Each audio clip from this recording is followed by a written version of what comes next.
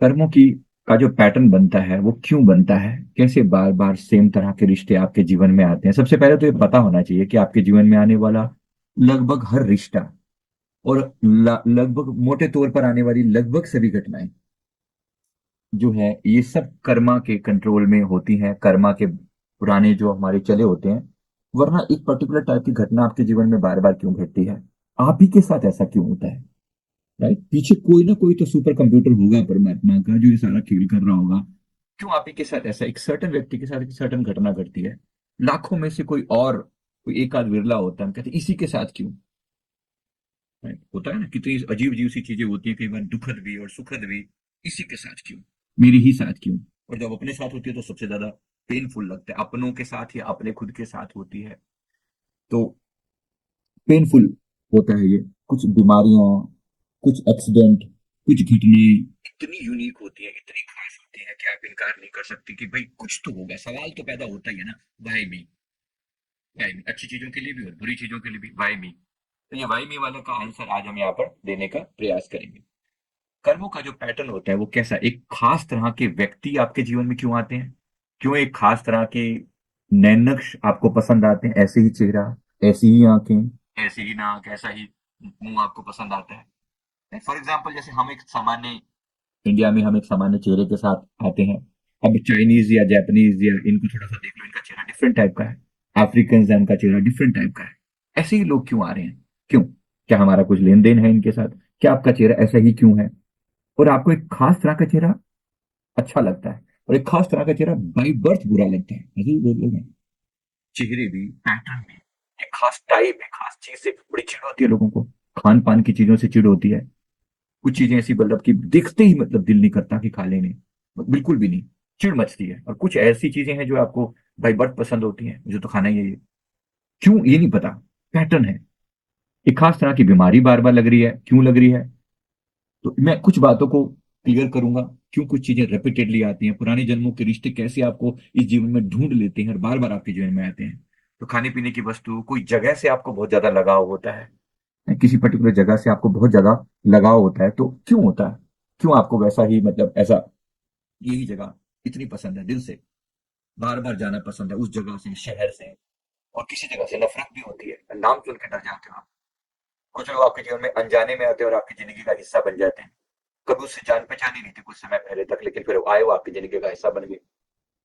और कुछ लोग जीवन से ऐसे चले जाते हैं, कभी अपने थे और ऐसे निकल जाते हैं कि आप उनको ढूंढते रह जाते हो, फिर कभी मिलते नहीं। ऐसे भी होते हैं। और आपकी संतान से आपका कार्मिक होता है, मतलब पिछले जन्मों में जो संतान थी वो इस जीवन में क्या है, क्या संतान बनेगी कि नहीं बनेगी, और इस जीवन में जो संतान है आगे क्या होगा।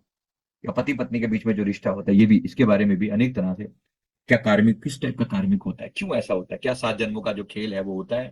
सच में वैसी सब सब चीजें ऐसी ही होती हैं जैसे बोली जाती हैं, थोड़ा समझाने के पॉइंट ऑफ व्यू से ना। तो एक खास तरह की घटनाएं भी बार बार घटती है, जैसे किसी व्यक्ति को बार बार उसका मतलब उसके रिश्ते टिकते नहीं है।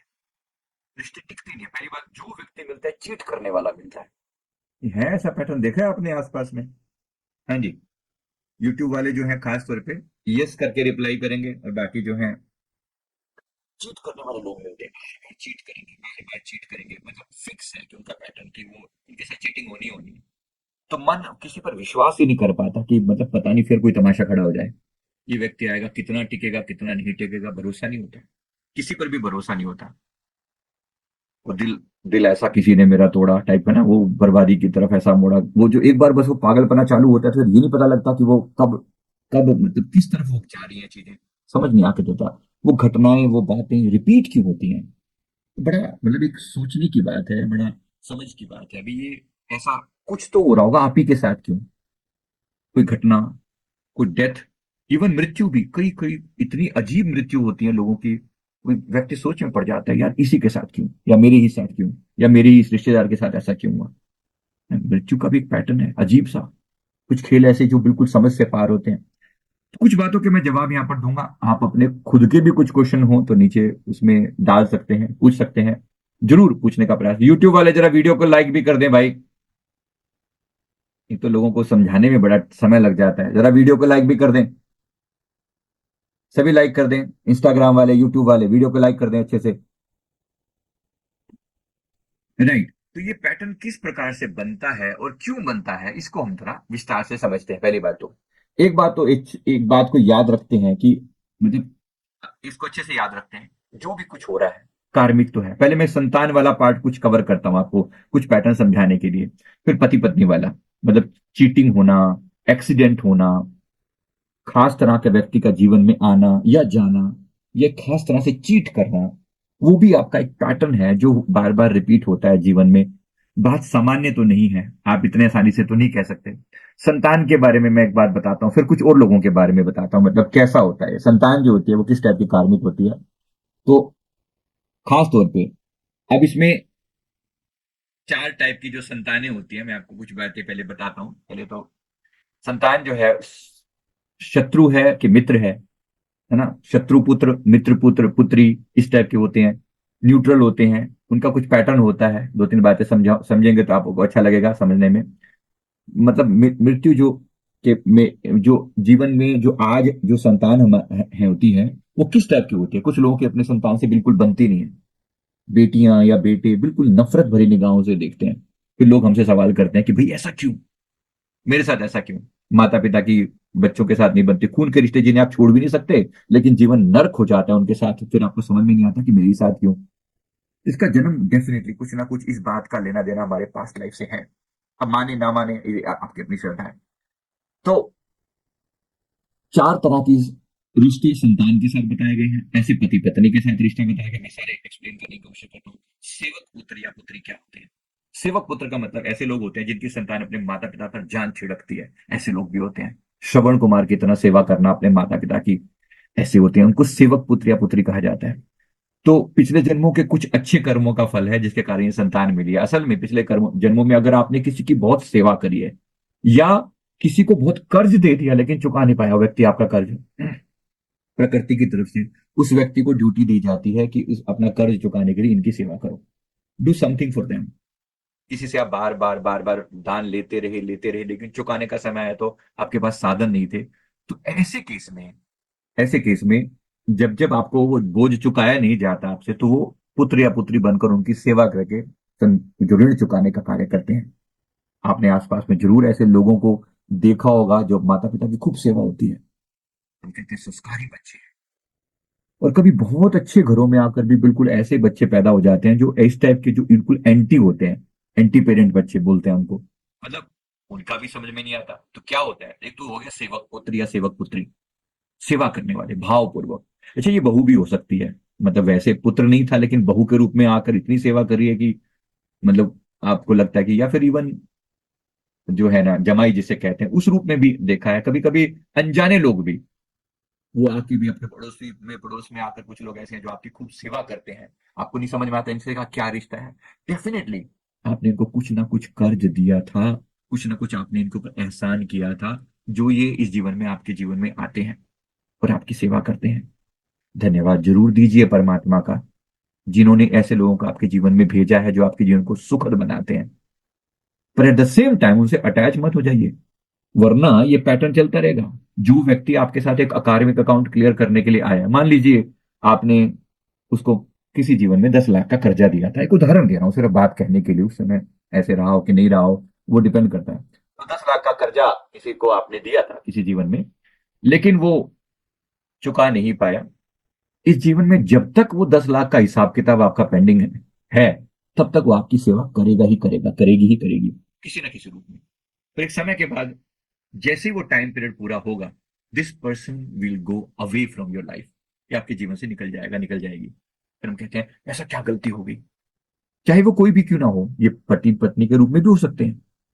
पत्नी आती है सेवा करने वाली, लेकिन एक समय के बाद छोड़ के चली जाती है। पति होता है प्यार करने वाला, केयर करने वाला, समझ वाला।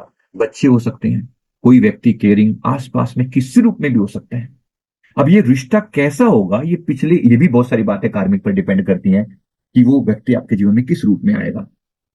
ऐसे टीचर भी होते हैं, ऐसे गुरु भी होते हैं जो गुरु टाइप की हस्ती में होते हैं, जो आपके जीवन को कुछ सिखाने के लिए आते हैं। मैं उसके ऊपर भी कवर कवर करता हूँ। पहले तो ये पुत्र वाला जो रिश्ता है ना, इसको कवर करना समझना जरूरी है। तो सेवक पुत्र या पुत्री के रूप में आना, हम वैसे पुत्र की बात कर रहे हैं लेकिन इसमें हम सारे रिश्तों को इंक्लूड करके चल रहे हैं। तो श्रवण कुमार टाइप का सेवक पुत्र। इसके अलावा जो जो हमने ऋण वाली बात करी, ऋणानुबंध कहते हैं जिसको। ऋणानुबंध का मतलब लेन देन, पैसे का, ऋण का लेन देन किसी भी तरह से। किसी ने पिछले जीवन में किसी का धन दबा लिया हो या फिर कर्जा लेकर उसे जानबूझकर ना चुकाया हो, ऐसे लोगों के घर वो व्यक्ति जिसने कर्ज नहीं चुकाया है संतान के रूप में पैदा होता है और माता पिता के खर्चे का कारण बनता है। ऐसे भी उल्टा भी है, जो व्यक्ति आपके जीवन में आएगा और आपका पैसा जो है वो बर्बाद करवाएगा, खराब करवाएगा। वो पुत्र के रूप में हो सकता है, पुत्री के रूप में हो सकता है, बहू के रूप में हो सकता है, हो सकती है, एनीथिंग। मैंने कहा ना, रिश्ते कोई भी हो, ये कहने का एक उदाहरण पेश कर रहा हूं, लेकिन सारा खेल इस ऋणानुबंध का है। क्या आपने ऐसे जीवन में लोग देखे हैं जिनके साथ इसी टाइप का रिश्ता रहा हो, जिसने खर्चा करवाया हो, बस किसी तरीके से इसके ऊपर खर्चा होता जा रहा है।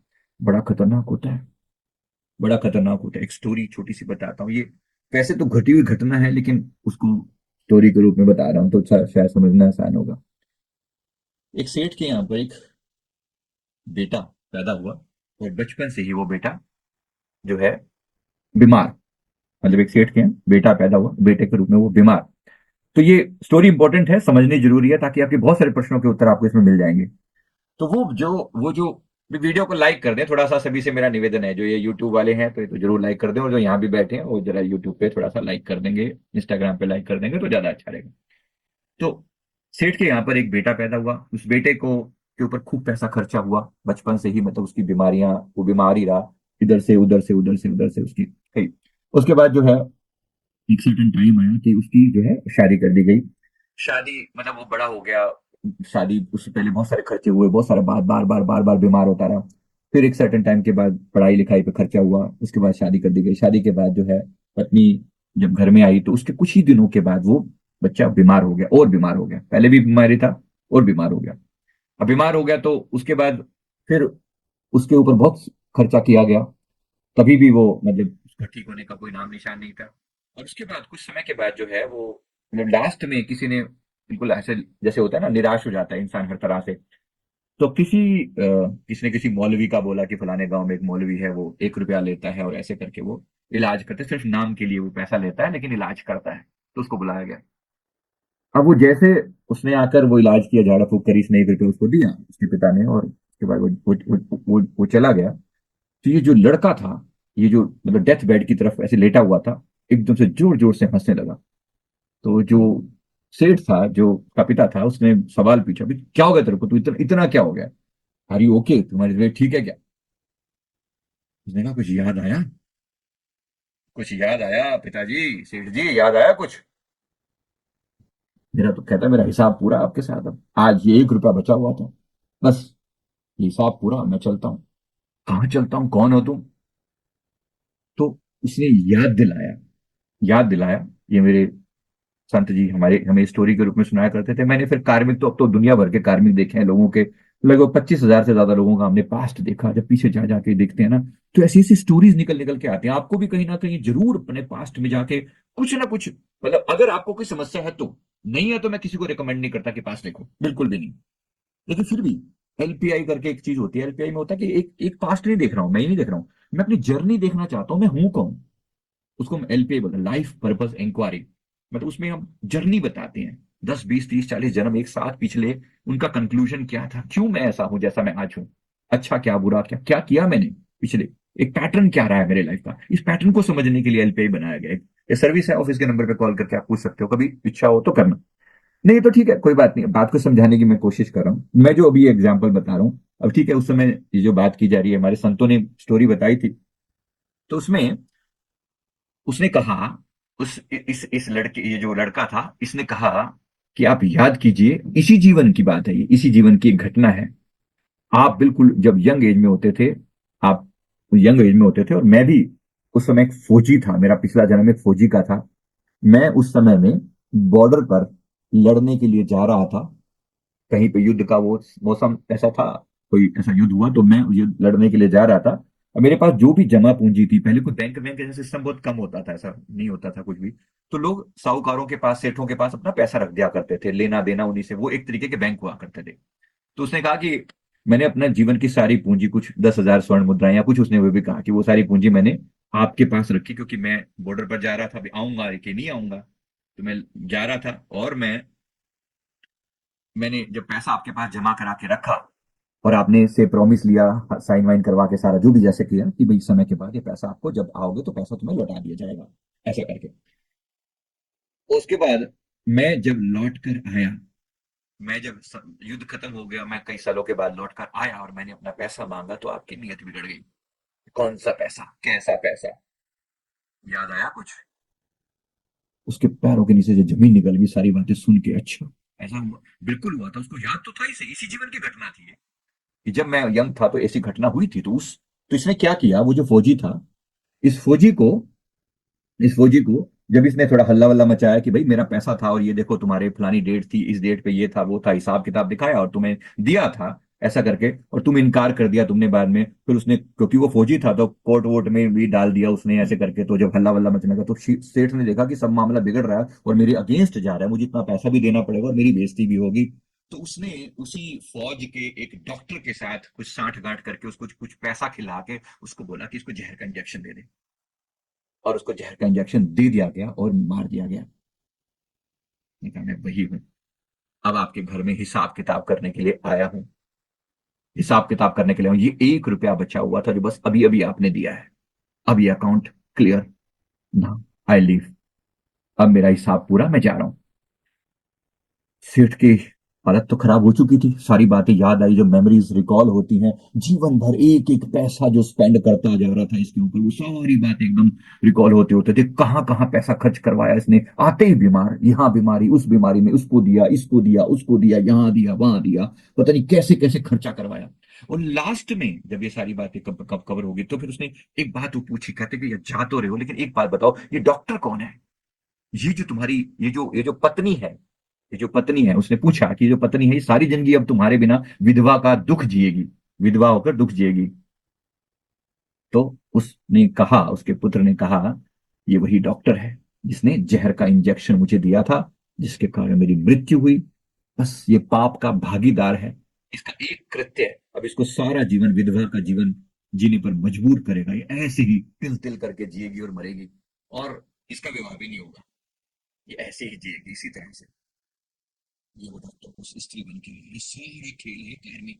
कोई किसी को किसी रूप में कोई ये माने कि भाई ये नहीं नहीं ऐसे, अरे हम तो विश्वास नहीं करते, तुम आप अपने घर बैठो, अगर आप विश्वास करो कि नहीं करो, कोई हम किसी को जबरदस्ती तो करवा नहीं रहे, आपकी मर्जी है करो कि नहीं करो, बट एक्सप्लेन कौन करेगा अदरवाइज? आपकी स्टोरीज को, आपकी प्रॉब्लम्स को एक्सप्लेन कौन करेगा?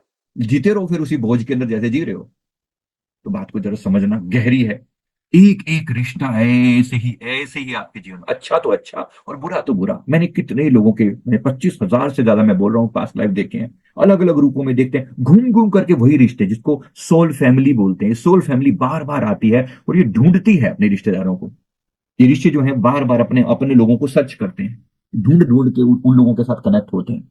अब जैसे मैंने कहा कि अभी ये जो मित्र पुत्र या शत्रु पुत्र, अब इसी तरह से ऋणानुबंध जिसके साथ लेन देन का रिश्ता है, ये भी जिसके साथ ये पैसों का लेन देन है, एक्सचेंज है, ये आपके अत्यधिक खर्चे का कारण बनता है, जो मैंने अभी अभी आपको एक्सप्लेन किया। ऋणानुबंध, किसी का 1 रुपया भी रखना नहीं चाहिए, छोटी से छोटी चीज भी, छोटी से छोटी चीज का भी मैं हिसाब बता रहा हूँ।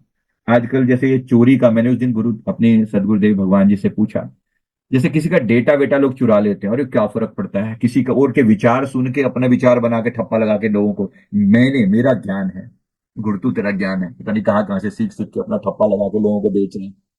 बी केयरफुल, अगर किसी का ज्ञान यूज किया जाए तो कम से कम इतना तो कर दिया करो। हम कई बार बोलते हैं कि वीडियो को लाइक ही कर दिया करो, और तो आपसे कोई कीमत नहीं मांगते, लोग वो नहीं देते, वो भी लगता सब फ्री है, लूट लो, कुछ फर्क नहीं पड़ता। लेकिन ये सारी सूक्ष्म चोरियां काउंट होती हैं। क्या बोला मैंने? सूक्ष्म चोरियां, छोटी से छोटी चीज भी काउंट होती है। हर हिसाब किताब कहीं ना कहीं आपके अकाउंट से जाएगा, जब जाएगा तो फिर पहले से तैयार रहना। कुछ छोटे से छोटा हिसाब किताब में गड़बड़ी करते हुए भी अगर कुछ रह गया तो एक एक चीज का हिसाब देना होगा, फिर उसके लिए पहले से तैयार रहना। क्योंकि जब घटना घटेगी ना, फिर आप, हे भगवान मेरे ही साथ ऐसा क्यों हुआ, मेरे ही साथ ऐसा क्यों हुआ? कोई दोषी नहीं है, दोष आपका अपना है, याद रखेंगे। इसीलिए बहुत क्लियरली, बहुत केयरफुली, एक एक चीज के लिए, ऐसे में अनेक चीजों को एक्सप्लेन करने के लिए, ये संतान आपका तब तक खर्चा कराएगी जब तक आपका पूरा ऋण ना उतार दे। तो शत्रु पुत्र का मतलब क्या होगा? ये आपसे पैसे का खर्चा, मतलब जब बनती नहीं है तो संतान जैसे दुश्मन जैसा बिहेव करती है, ऐसा भी होता है। बच्चों ने माँ बाप को मार डाला, बच्चे ने, बेटे ने, बेटी ने, किसी न किसी रूप में उसका मोबाइल छीन लिया। और बच्चे ने देखा ना, अभी अब वो वीडियो बड़ा वायरल सा हुआ था, उसमें बच्चा जो है वो माँ के ऊपर सीधा सीधा प्रहार करता है और उसके सिर पे मार डालता है। पता नहीं वो फेक था कि नहीं था, मुझे नहीं पता कितना सच है वो झूठ है, लेकिन वो बिल्कुल एकदम लाइव वीडियो दिखता है कि वो एक सिर्फ मोबाइल छीनने की वजह से अपनी माँ को मार डालता है। वो बैट से प्रहार करता है और मार डालता है। तो वो भी कुछ दिन पहले का ही वीडियो है, तो बड़ा खतरनाक सा दिखती है बात। का मतलब क्या है कि इस तरह इतना जो है वो शत्रुपुत्र जिसे बोलते हैं ना, शत्रुपुत्र, वो ऐसा ही शत्रुपुत्र। मैंने पास्ट का एक किस्सा मेरे पास आया था। मतलब बाप बेटा दोनों मेरे सामने बैठे हैं और मेरे से पूछते हैं कि हमारी ना आपस में बहुत बुरी तरह से टसल रहती है, मतलब एक दूसरे के प्रति एंटी रहते हैं बाप और, मतलब मेरे सामने बैठे हैं, काउंसलिंग करने के लिए आए। और बात करते करते मतलब, अरे तो मतलब ऐसे गुस्सा एक दूसरे के प्रति, वही बैठे बैठे ही मारने मराने के लिए तैयार थे। तो फिर मैंने अलग से ले जाकर इनको पूछा, कि जो पिता थे उनको पूछा कि भाई क्या दिक्कत, क्या है आपको, क्या दिक्कत है। तो उसने कहा कि पता नहीं, मेरे को ऐसा दिल करता है कि मैंने इसको पैदा ही क्यों किया, इसकी गर्दन क्यों दबा दी पैदा होते ही। मेरा ऐसा दिल शुरू से करता है, डे वन से। और ऐसे ही वो बेटे को मैंने जब अलग से काउंसलिंग करी तो उसने भी कहा कि पता नहीं जी, कहने को तो ये मेरे पिता हैं, लेकिन मेरी फूटी आंख नहीं सुहाते, बिल्कुल ऐसा लगता है कि बस मार डालो इनको, मेरे पास कुछ हथियार हो तो मार डालो। क्यों मार डालो, ऐसी क्या दुश्मनी है, क्या दुश्मनी है। आज हमें लगता है कि भाई एक रिश्ते हैं तो इनके आपस में मतलब कुछ तो गड़बड़ होगी। जब देखा, हिसाब किताब देखा, तो पिछले जीवन में एक घटना जो दिखाई गई हमें पास्ट में, ये जो इनमें से कोई एक जो था, वो एक मिनिस्टर था उस समय में, राजा के यहाँ, जैसे एक मंत्री था, मंत्री मिनिस्ट्री आज को मिनिस्टर बोलेंगे। तो वो मंत्री था, जो जो कर वसूल करने वाला, टैक्स वसूल करने वाला मंत्री, सर राजा की तरफ से एक था, जो पिता था जैसे समझ लो, और जो पुत्र है वो एक साहूकार था। तो वो टैक्स वसूल करने के लिए आता था, साल में एक बार लगान पहले बोलते थे, तो लगान वसूल करने के लिए आता था, भाई जो भी तुमने फसलें वसलें बेची हैं, जो पैसा है उसका इतने परसेंट या जो भी होता है वो इतना हमें लगान के रूप में दो। आजकल वही टैक्स होता है वैसा। तो वो दो, ऐसा करके राजा की तरफ से वो था, तो टैक्स वसूल करके ले जाता। तो एक बार कुछ ऐसा हुआ कि सूखा पड़ा वहां पर, कुछ था ही, हुआ ही नहीं। तो वो जो टैक्स वसूल करने वाला था मंत्री, वो आया और उसने कहा कि मुझे तो पैसा चाहिए, मुझे तो अपने राजा को दिखाना है कि मैंने इतना इतना पैसा मैंने वो किया, मैं तो पैसा लेके ही जाऊंगा, तुम्हारे पास हो ना हो मेरे को फर्क नहीं पड़ता। तो उसने उसने जब उनके पास कुछ भी नहीं था, खाने के लाले पड़े हुए थे, और उस समय भी उनसे लूट खसोट के उसने वो सारा पैसा छीन के जो है वो ले गया। जितना उसका टैक्स वैक्स दिखाना पड़ता था वो ऐसा बना के दिखा के ले गया, अपना अपना नंबर बनाने के लिए। ऐसा एक बार नहीं, 3 साल लगातार होता रहा। मतलब वही व्यक्ति वो आता, सूखा पड़ता रहा, पहले होता था ऐसे सालों साल सूखा। अब तो दुनिया भर के इरिगेशन डिपार्टमेंट बन गए हैं, कृषि में सिंचाई विभाग और अलग अलग तरीकों से नहरों से खेती वेती होने लगी, लेकिन उस समय ये सुविधा नहीं थी। तो उसने आकर 3 साल ऐसे ही टैक्स बचो, बिल्कुल रोड पर आ गया वो बंदा, मतलब बिल्कुल एकदम सड़क पर आ गया, था ही नहीं उसके पास कुछ तो देने को था ही नहीं। तब उसके मन में जो गुस्सा पैदा हुआ, जो एंगर पैदा हुआ, उसी दुख में वो मर गया। जो ये साहूकार था, जो कहने को साहूकार था, बाद में वो गरीब होता होता सब ले गया वो छीन के, और उसका परिवार के सामने तिल तिल करके वो मर गया। तब उसने कसम खाई थी कि ना, तुझे तिल तिल करके मारूंगा मैं। ये एक दो लोगों के बीच की दुश्मनी, कि मिनिस्टर तू बना बैठा है और ऐसा वैसा जो भी था। अब ये इतनी भयंकर, अब ये जो है, ये क्योंकि लेना देना, गुस्सा, एंगर, एक तो पैसे का लेन देन और ऊपर से एंगर एक दूसरे के प्रति, अगले जन्म में सांप और नेवला बनकर पैदा हुए ये दोनों। ये कोई सीधा सीधा हिसाब किताब नहीं था ना, प्रकृति का अपना खेल है। तुम इतने एंगर के साथ जब जियोगे, अब एंग्री जो या तो होगा, अब ये तो लाइन मतलब एंग्री जो एनिमल, जिसकी टेंडेंसी एनिमल, अब ये कुछ लोग जैसे बीके वाले की कहते हैं कि नहीं नहीं, ये तो एक बार जो इंसान बन गया वो कभी पशु नहीं बन सकता। नहीं, ऐसा नहीं, मेरी ये अंडरस्टैंडिंग है। जितना मैंने देखा है, मैंने लोगों को पशु बनते हुए देखा है, कोई पशु तुल्य कार्य करे तो पशु योनि में ही जाकर वो चीज पूरी हो सकती है, पशु तुल्य कार्य करे। नहीं, तो इसीलिए मैं एक बार क्लैरिफाई कर रहा हूँ, कि हो सकता है मन में बहुत लोगों के बात है कि नहीं, इंसान पशु कैसे बन सकता है ऐसा। तो इसका एग्जाम्पल मैं बता रहा हूँ, और ये देखी हुई चीज है, क्योंकि मैं पास्ट लाइफ देख रहा हूं तो मैं वहां से बता रहा हूँ। कुछ लोग बोलते हैं कि पशु तुल्य जीवन बीतता है, ऐसा भी होता है। अब जैसे उदाहरण देता हूँ आपको, ये जो कलकत्ता जैसे रेप केस हुआ, कितना बुरा लगता है, याद करने मात्र से जो है ना, अंदर से आग लग जाती है। होता है, आप सबको भी होता होगा कहीं ना कहीं, जब ये घटना ऐसे घटती है। सोचिए, जो व्यक्ति जो इतना बुरा कर रहा है, क्या ये व्यक्ति अगले जन्म में इंसान बनने लायक है? जिसने जघन्य कृत्य किया, क्या वो इंसान बनने लायक है? मेरे ख्याल से तो नहीं। मतलब आप और हम वैसे तो होते कौन है, पर अगर सच में कोई आपसे पूछे क्या इस इंसान बना दोगे, मान लो आप डिसीजन मेकर हो, तो आप बना दोगे? बिल्कुल भी नहीं। इंसान बनने के लिए काम जानवरों वाला काम कि किस तरीके से उसकी उसको मारना है, रेप या हत्या कोई आसान काम नहीं है। मतलब कोई इतना इतना गंदा इतना बुरा लगता है, जो ऐसे लोग और भी लोग ऐसा करते हैं, क्या आप उन्हें माफ कर दोगे? आप उनको कितनी कितने बुरा मन के जो भाव होते हैं। तो प्रकृति जो है ऐसे ही जैसे हम सोचते हैं, प्रकृति भी कहीं ना कहीं वैसा सोचती है। मैं सिर्फ आपको एक उदाहरण बताने के लिए कि इंसान जब पशु तुल्य कार्य करे तो उसे पशु भी बनाया जा सकता है। पशु भी बनाया जा सकता है, इसमें कोई संशय नहीं है। तो इन दोनों का जो जन्म हुआ, सांप और नेवले के रूप में जन्म हुआ, फिर ये रिवर्स होता गया, ये ना इसको माफ करे ना या इसको माफ करे। ये छोड़ूंगा नहीं, अब ये इसके ऊपर जब वो करेगा, इसने इसके ऊपर जुल्म किया, तो ये इसको रिवर्ट करेगा। जब ये रिवर्ट करेगा, जब उसको उसी तरह से मारेगा, तो ये छोड़ देगा क्या उसको? मैं तुझे छोड़ूंगा नहीं, मैं तेरा हिसाब करूंगा। तो ये उसको मारता है, फिर ये इसको मारता है, फिर इनके और जन्म भी हुए बीच में, अलग अलग जन्म हुए, लेकिन सब जन्मों में ये एक दूसरे के एंटी। पिछले 7-8 जन्मों से ये खेल चले आ रहा है। ये उसको मार रहा है, ये इसको मार रहा है, जिसको मौका मिलता है ये उसको उसको मारता है। अब ये जीवन में इस समय पिता पुत्र बन के आए हैं।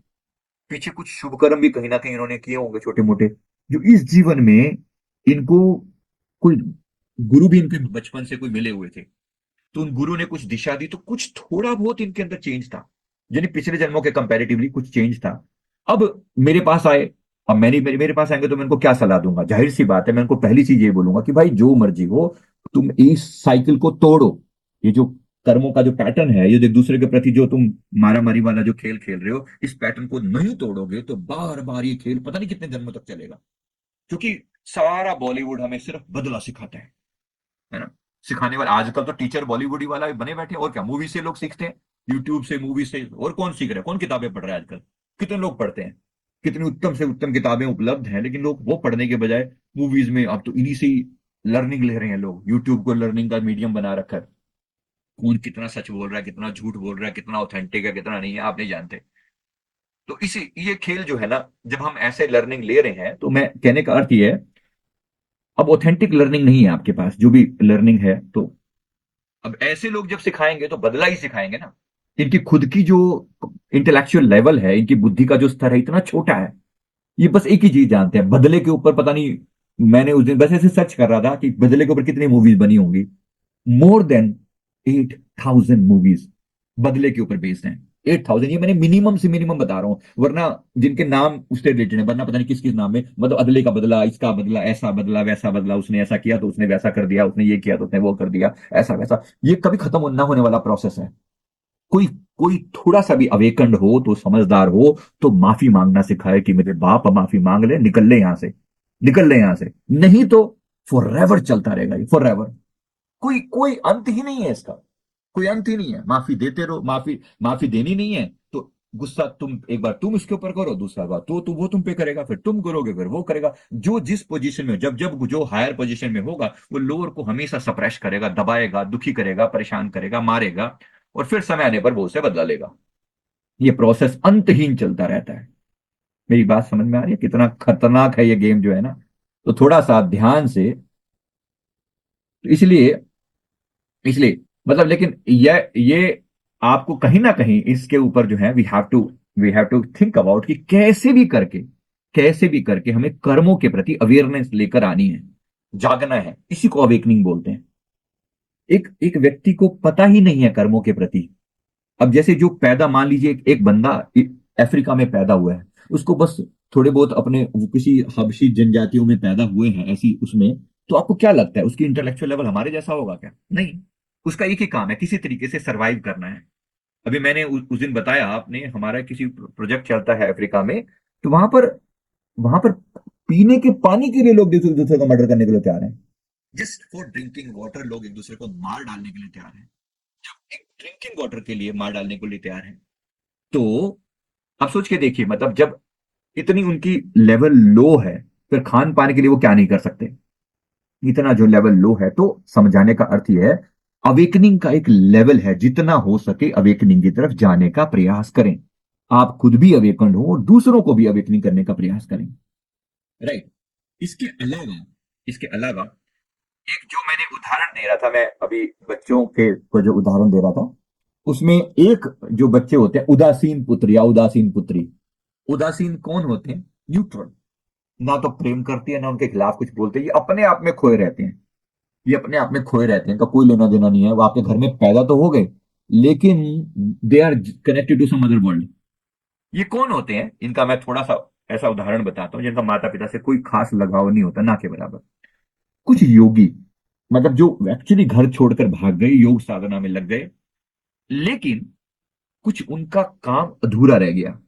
वो साधना पूरी नहीं हो पाई किसी कारण से, या मन में संसार के प्रति कुछ आसक्ति जाग गई। क्योंकि जब आप किसी चीज को छोड़ के भाग जाते हो, वो चीज आपको अट्रैक्ट करती है। वो चीज आपको अट्रैक्ट करती है। मैंने अनेक लोगों के पास में ऐसा देखा है कि वो सन्यासी बन गए, घर छोड़ छुड़ा के भाग गए, और फिर वहां जाकर फिर उनके मन में संसार के प्रति आसक्ति पैदा हुई। जब वो संसार से दूर रहने लगे, तो संसार की जो चीज भी आपसे दूर है वो अट्रैक्ट करेगी। जो चीज आपको नहीं मिली वो आपको खींचेगी। जो अवेलेबल है उसके प्रति मन में जो है वो वैराग्य पैदा हो जाएगा। इसीलिए घर छोड़ के भागना एक, मतलब बहुत ही, वो उचित नहीं है मेरे हिसाब से, कभी भी उचित नहीं है। अभी भी बहुत से लोग मेरे से बोलते हैं कि ऐसा दिल करता है सब छोड़ छोड़ा के भाग जाऊं। तो भाग जाओगे, ये भी तुमने पिछले जन्म में भी ऐसा ही किया था, उससे पिछले जन्म में भी ऐसा किया था, उससे पिछले जन्म में भी ऐसा किया था। ये पैटर्न अनेक जन्मों का यही है। तुम घर छोड़ के भाग के जाओगे कहाँ? फिर खान पान के लिए कहीं ना कहीं किसी आश्रम में शरण लोगे, या कोई कहीं ना कहीं समाज के ऊपर बोझ बन के डिपेंडेंट होके खाओगे ना कहीं से। उस जो समाज से तुम लेकर खाओगे, उसका बोझ कौन चुकाएगा? You have to come back again to serve here. तो समाज का आपके ऊपर एक बोझ है। समाज का आपके ऊपर एक बोझ है, देश का आपके ऊपर एक बोझ है, प्रकृति का आपके ऊपर एक कर्ज है। वो कर्ज हमें चुकाना है। ये बहुत सारे ऐसे कर्ज हैं जो हमें चुका के जाने हैं। अगर मुक्ति चाहिए तो प्रत्येक कर्म को न्यूट्रलाइज करना पड़ेगा। प्रत्येक कर्म को, अब जो जीवन बिताया जाए सोच समझ के साथ बिताया जाए। अब जो जीवन बिताया जाए वो क्लैरिटी के साथ बिताया जाए, वो समझ के साथ बिताया जाए, और वैसी गलतियां रिपीट ना की जाएं जो पहले हम करते आए हैं। तो खास तौर पे संतान के प्रति बी केयरफुल। अब जितना केयर कर सकते हो प्यार से करो, लेकिन जितना हो सके, मतलब केयर करनी है अटैचमेंट के बिना। अगर अटैचमेंट रखी, यही संतान बार बार आएगी, बार बार आएगी। जरूरी नहीं कि ये मिलेगा आप हर बार सेम ही अवस्था ही होगी। एक पैकेज होता है, पैकेज अच्छा है तो उसके साथ बुरा भी है, अच्छा है तो बुरा भी है। जरूरी थोड़ी है कि हर बार आप ही के फेवर में सारी चीजें घटित होंगी, बिल्कुल भी जरूरी नहीं। वही पत्नी कभी सुख देने वाली भी हो सकती है, और वही पत्नी दुख देने वाली भी हो जाती है। घटनाएं पॉजिटिव भी हो सकते हैं, नेगेटिव भी हो सकती हैं, कौन जाने। जब आप किसी चीज की मांग करते हो तो उसके सारे एस्पेक्ट, मतलब एक सिक्का है तो सिक्के का फ्रंट भी है, उसकी बैक साइड भी है। राइट? तो इसी प्रकार से जीवन में जिन लोगों के साथ, जो लोग आपके जीवन में आते हैं, वो कुछ अच्छा लेकर आते हैं तो बुरा भी लेकर आते हैं। तो एक पैकेज डील की तरह से होती है। बात क्या होनी चाहिए, ये तमाशे का अंत हो या ना हो, अब ये आप पर डिपेंड करता है। आप इससे मुक्ति चाहते हैं, या आप बार बार इसी खेल में फिर से इन्वॉल्व होना चाहते हैं, ये अब आप पर डिपेंड करता है कितना आप इससे बाहर आना चाहते हैं। If you want to you stay there forever, it's your wish. आप बार बार सारा जीवन एक ही तमाशा करते रहिए, कोई अंत नहीं है इसका। और अगर आप चाहते हैं कि इसका अंत हो जाए, इसका अंत हो जाए, तो कहीं ना कहीं आपको इस जीवन को इतनी अवेकनिंग के साथ बिताना है, इतनी समझदारी के साथ बिताना है कि पुराने कर्मों को खत्म भी किया जाए और नए कर्म ना बनाए जाए। इसी का नाम है निष्काम कर्म करना। कि कर्मण्येवाधिकारस्ते मा फलेषु कदाचन, जो भगवान फरमाते हैं, वो क्यों फरमा रहे? इसका अर्थ क्या है? इसका अर्थ यह है कि मैं बच्चों की, अगर मैं पिता हूं तो मैं बच्चों की सेवा करूं, पर ये एक्सपेक्ट ना करूं कि ये अंत में मेरा साथ देंगे, इनको ऐसा साथ देना चाहिए। पत्नी या पति के प्रति अपना फर्ज निभाऊं, लेकिन ये एक्सपेक्ट, मेरी जितनी एक्सपेक्टेशन कम, उतना ज्यादा मेरा मन शांत रहेगा। मेरी बात क्लियर है? समझ में आ रही है? कितने लोगों ने अपने जीवन से एक्सपेक्टेशंस कम कर दी हैं? कम कर दी हैं अपने जीवन से उम्मीदें, लोगों से उम्मीदें कम कर दी हैं। जितनी उम्मीदें कम, उतने दुख कम, उतनी पीड़ाएं कम। आने वाले समय में वो उतना ज्यादा शांत रहेगा। अभी भी वो शांत रहेगा, वो सुखी हो जाएगा।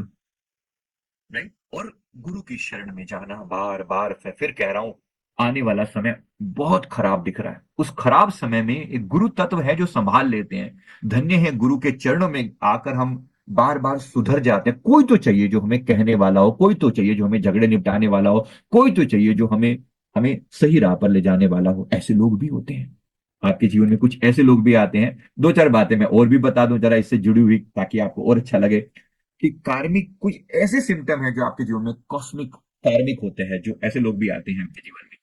तो मैं एक बार संतान वाली बात को पहले क्लियर कर दूं, फिर इसको।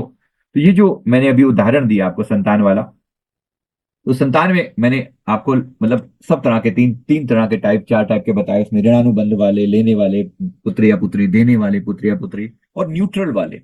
चार टाइप हो गए ना, लेने वाला, देने वाला, और न्यूट्रल, और ये ऋणानुबंध वाला। तो ये सब हिसाब किताब ये संतान के साथ। इसके अलावा कुछ लोग आपके जीवन में और भी आते हैं जो जो जिनके साथ आपका खास कॉस्मिक कनेक्शन होता है।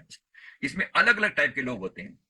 तो एक तो ऐसे लोग भी आपके जीवन में आते हैं जो आपको आपके मकसद से जोड़ने के लिए आते हैं, आपको याद दिलाने के लिए आते हैं कि तुम्हें अपने जीवन में करना क्या है। ऐसे लोग भी होते हैं जो आपको जिंदगी में आपके उद्देश्य को खोजने में, आपको अपने आप से रूबरू कराने के लिए आते हैं। ऐसे लोग भी होते हैं जिनके साथ आपका कॉस्मिक कनेक्शन होता है। और ये कमाल है, ये जो होता है, ये कॉस्मिक कनेक्शन जो होता है, ये बहुत गजब का होता है। क्या आपके जीवन में ऐसे लोग हैं जो आपको याद दिलाते हैं आपका मकसद क्या है जीवन का? अगर ऐसा है तो ये लोग भी आपका टाइम आपके जीवन में आपको याद दिलाने आते हैं कि सब कुछ जो है आपका जीवन किस पर्पज के लिए बना है और आपको क्या करना है। ऐसे लोग ज्यादा समय तक आपके जीवन में टिकते नहीं है। And they will go as soon as they see you are awaken, आपका एक लेवल आ चुका है, दे विल लीव, आपके जीवन से निकल जाएंगे लोग। ऐसे लोग जीवन में आए तो कदर करना। कोई व्यक्ति अगर आपको आपका पर्पस समझाए तो कदर करना, समझना। सदा ये लोग साथ नहीं रहेंगे, क्योंकि ये परमात्मा से कुछ, इनका भी कॉन्ट्रैक्ट होता है परमात्मा से कि मुझे इतने लोगों को अवेकन करना है, जगाना है और काम करके लौटाना है। They are there. Swami Vivekananda ji 39 years की छोटी एज में अपना कार्य पूरा करके निकल लिए। तो सोचने की बात है, इतनी कम उम्र में कैसे? शंकराचार्य कितनी कम उम्र में, मेरे ख्याल से 33 ईयर उनकी एज थी जहां तक मुझे याद है। 33 ईयर की एज में सारा कार्य करके, इतने सारे ग्रंथ लिख के, और देह त्याग करके चले भी गए। सोचिए कितनी कितनी बड़ी चीज है ये, कोई मजाक नहीं है। इसका अर्थ क्या है? ऐसे लोग हैं जीवन में जो आपको आपके मकसद की पहचान कराने के लिए आते हैं। ये बिल्कुल आपके जीवन में, आप जब ये आएंगे तो आपके जीवन में आपकी आत्मा का हिस्सा बन जाते हैं। आपको लगने लगता है कि ये आपके अपने हैं, ये आपका अपना केयर, आपके लिए केयरिंग है बहुत, और आपको सही रास्ते पर लगाकर ले, सदा आपके साथ नहीं रहेंगे, अपना काम करके निकलेंगे। दूसरा, चेंज लाने वाले लोग। चेंज लाने वाले जो आपके जीवन में कुछ कमियां दूर करेंगे, जो आपको आपका सबसे बेस्ट वर्जन बनने के लिए प्रेरित करेंगे। लोग ये आपको जज नहीं करते, ये आपको बदलने के लिए मजबूर भी नहीं करते, लेकिन डेफिनेटली आपको ये मोटिवेट करते हैं और आपको आपके रास्ते पर लाने का प्रयास करते हैं। कदर करना ऐसे लोगों की, अगर ऐसे लोग कभी मिले तो कदर करना, वरना ये लोग भी ज्यादा समय तक टिकते नहीं। दे आर एजेंट्स, परमात्मा के समझो कि वो एजेंट है, वो अपना कार्य पूरा करने के लिए आते हैं, कार्य पूरा करके निकल लेंगे। अच्छे बुरे लोग तो, ये तो कार्मिक जो ऋणानुबंध वाले लोग हैं, ये वो नहीं है, याद रखना। ये परमात्मा से आपकी जो डिमांड होती है, इच्छा होती है, प्रार्थना होती है कि ये परमात्मा मेरे जीवन में ऐसे लोगों को भेजना जो मुझे मेरा लक्ष्य याद दिलाएं। तो ऐसे लोगों को निर्धारित किया गया होता है और ये अपना कार्य पूरा करने के लिए धरती पर आते हैं और आपको मिलाए जाते हैं। जब जब ऐसा हो तो कदर करना, तरीके से डील करने का वो सीखना। अगर आप कदर करोगे तो चीजें जीवन में रहेंगी, और नहीं तो ये आपको दे विल गो। इसी तरह से ऐसे लोग भी हैं जो दुख पहुंचाने आएंगे। मतलब ये आपको चेंज लाने वाले लोगों की मैं बात कर रहा हूं, जो आपके जीवन में, जरूरी नहीं कि मोटिवेशन, ये दुख पहुंचाकर भी आपके जीवन को बदल के दिखाएंगे। They will be very powerful. जो आपको बहुत दर्द देने वाले लोग होंगे, लेकिन ये आपको सिखा कर जाएंगे बहुत बुरी तरह से। किसी ना किसी व्यक्ति ने जो आपको बहुत पीड़ा, बहुत दर्द दिया, ये भी किसी कारण से हो रहा होगा। मतलब किसी, इसके लिए ये आपके जीवन में दुख और दर्द से बाहर आने का नजरिया आपको सिखाए के जाएंगे। ऐसे लोग भी जीवन में होते हैं, दर्द देकर सिखाएंगे ये। मिले हैं ऐसे लोग, सबको मिले होंगे, कूट कूट के मिले होंगे, अच्छे से मिले होंगे। हैं जी?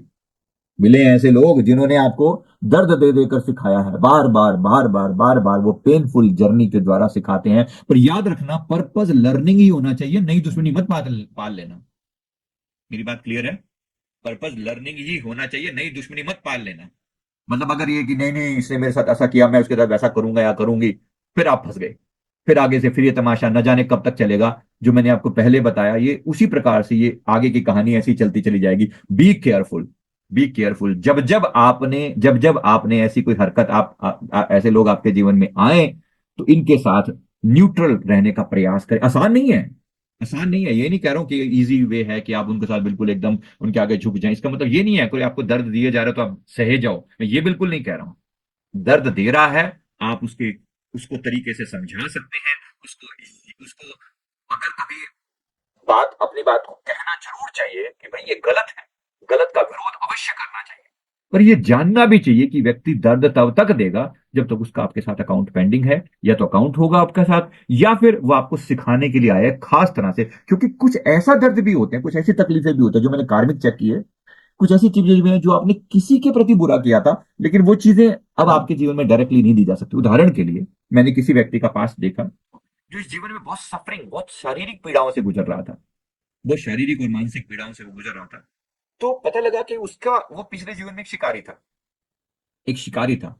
अब शिकारी होकर उसने पशु पक्षियों को बहुत मारा, पशु पक्षियों को बहुत मारा। शिकारी था, गुलेल से लेके ठा ठा ठा ऐसे मारता था किसी को। अब कोई पशु या पक्षी जो है वो पक्षियों को ज्यादा होता था, मतलब पशु तो खैर गुलेल से नहीं, लेकिन बड़े बड़े जो छोटे मोटे पशु हो सकते हैं या फिर पक्षी जो है ना, उनको गुलेल से ऐसे बड़े मारता था। तो मार के अब किसी को वो लगा तो पूरा मर गया वो, या फिर मरा, अधमरा होकर पड़ा रहा, कई दिन तक तड़पता रहा और फिर मरा। तो ऐसे केस में अब वो सारे के सारे हिसाब किताब इस जीवन में उसके साथ आकर उसको अलग अलग तरह की पीड़ाओं के रूप में आती हैं, शारीरिक और मानसिक तकलीफों के रूप में वो सारी पीड़ाएं दी जा रही हैं।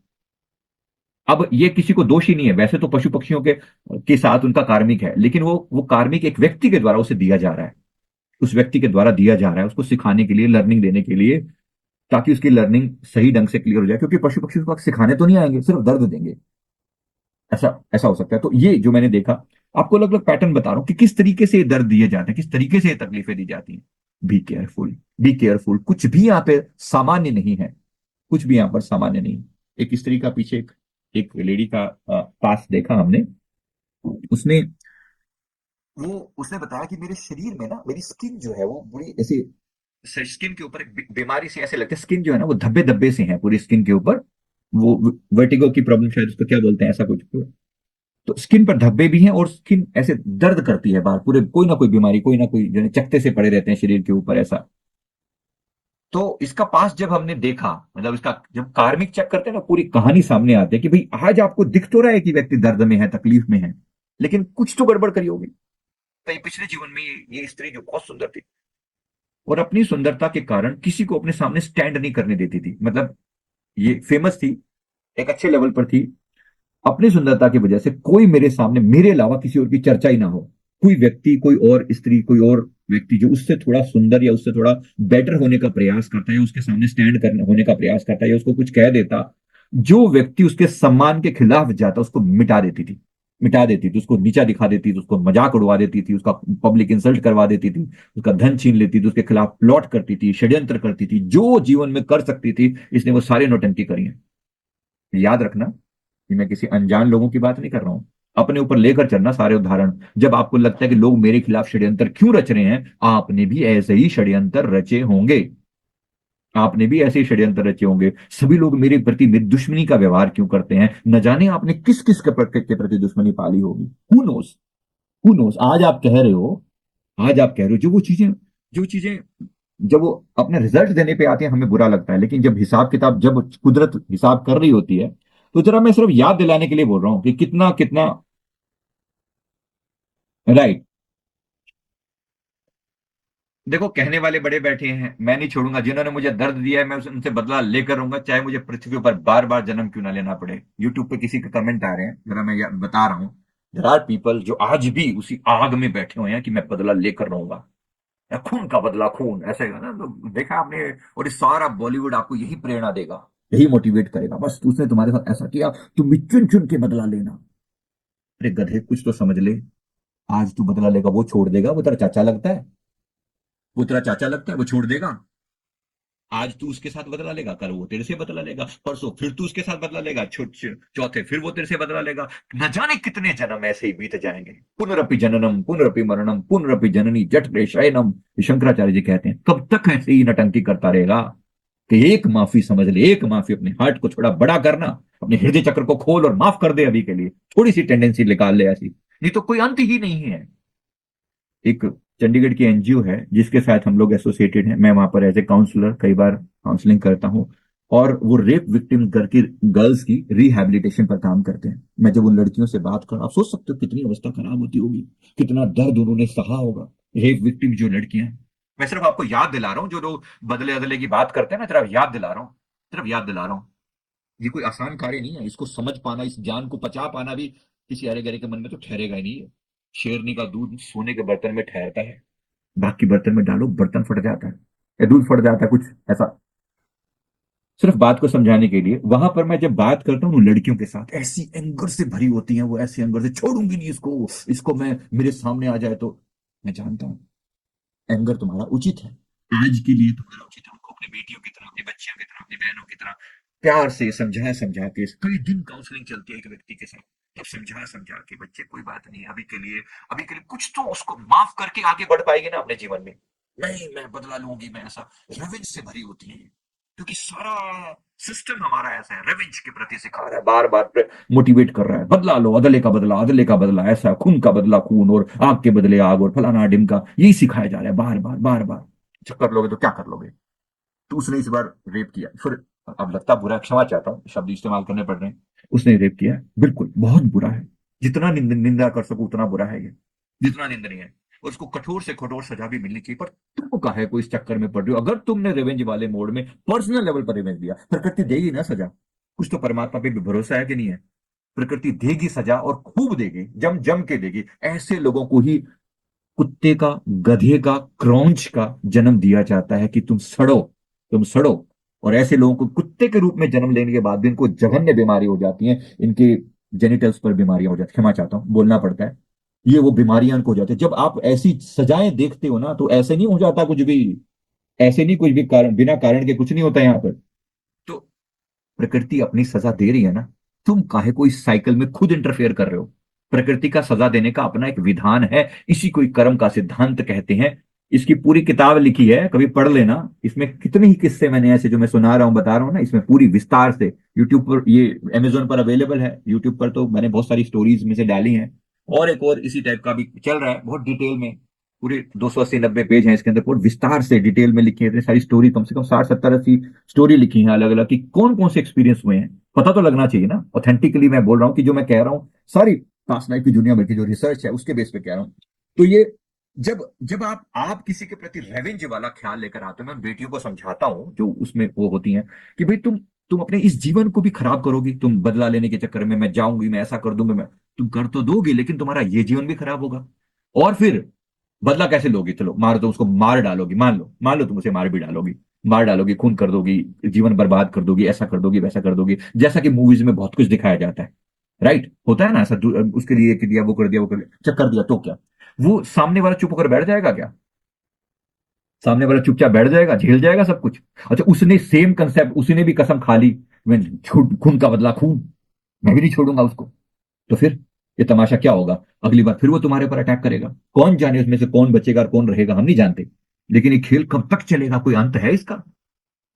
बार बार बार बार बार बार पुनरुक्ति, रेपिटेशन रेपिटेशन रेपिटेशन, अंतहीन है ये, अंतहीन है। जरा ध्यान से, इससे अगर मुक्ति चाहिए तो तभी तो सदगुरु की कृपा से ही किसी को बात पल्ले पड़ती है। गुरु कृपा ना हो तो ऐसे ये खेल जन्मों तक चलता रहे, कोई इससे पार हो ही ना पाए।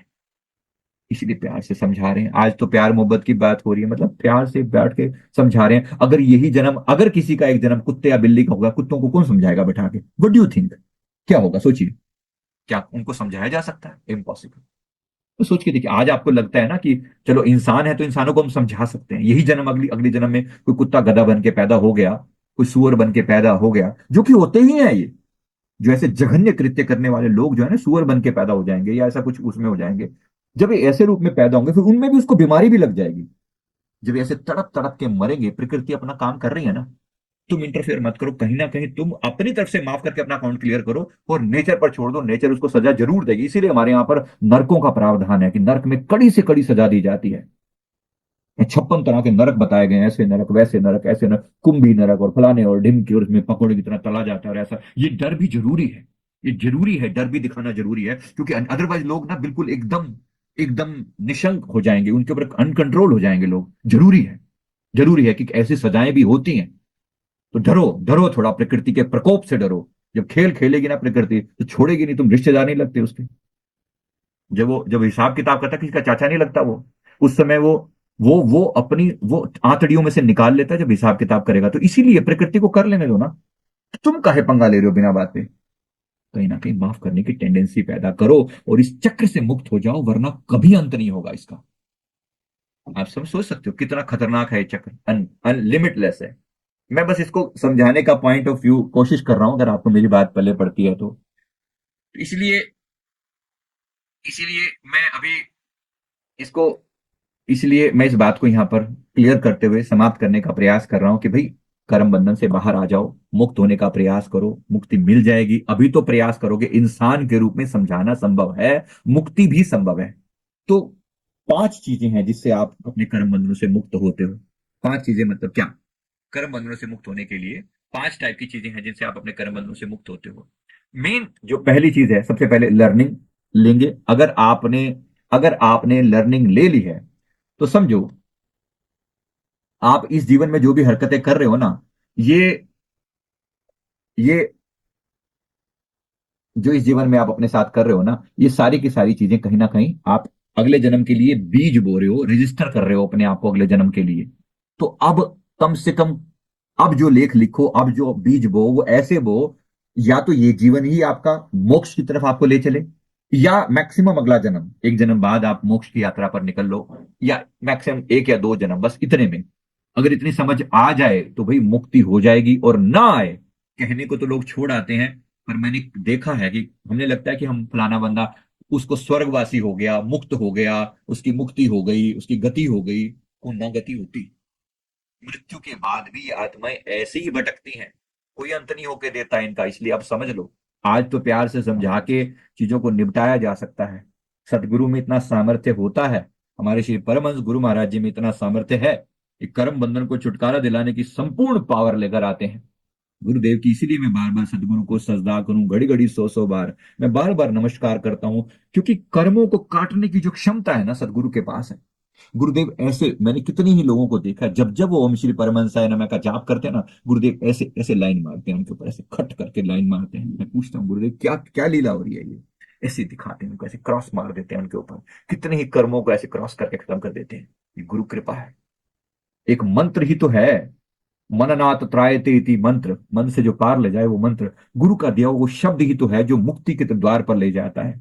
तो धन्यवाद करें ऐसे सदगुरु का, ऐसे गुरु के नाम का जाप करें और अपनी मुक्ति का प्रयास करें, क्योंकि आने वाला समय बहुत कठोर दिख रहा है। 2025 से लेकर आगे जो टाइम है ना, ये अगर थर्ड वर्ल्ड वार की, जिसकी पूरी पूरी संभावना है, अगर इसमें उतर गई और ऐसे ही चारों तरफ डिजास्टर हो गया, 2 4 न्यूक्लियर बॉम्ब संसार में फट गए, सोच के देखो क्या हालत हो जाएगी। एक न्यूक्लियर बॉम्ब का इफेक्ट जो है ना, कई सैकड़ों किलोमीटर तक जा जाकर ऐसे वो लोगों के विध्वंस कर देता है। कई सैकड़ों, 100 किलोमीटर तक तो डायरेक्ट इंपैक्ट होता है, उसके बाद कितने सैकड़ों किलोमीटर तक उसकी वेव्स चलती हैं, और बार बार बार बार कितनी तकलीफें, सोच के देखो। भगवान ना करे ऐसा हो जाए, पर ऐसे होने की संभावना दिख रही है। क्या आपको नहीं लगता सब ऐसे बैठे दिवाली के पटाखे फोड़ने के लिए रखे उन्होंने न्यूक्लियर बम? नहीं, बिल्कुल भी नहीं।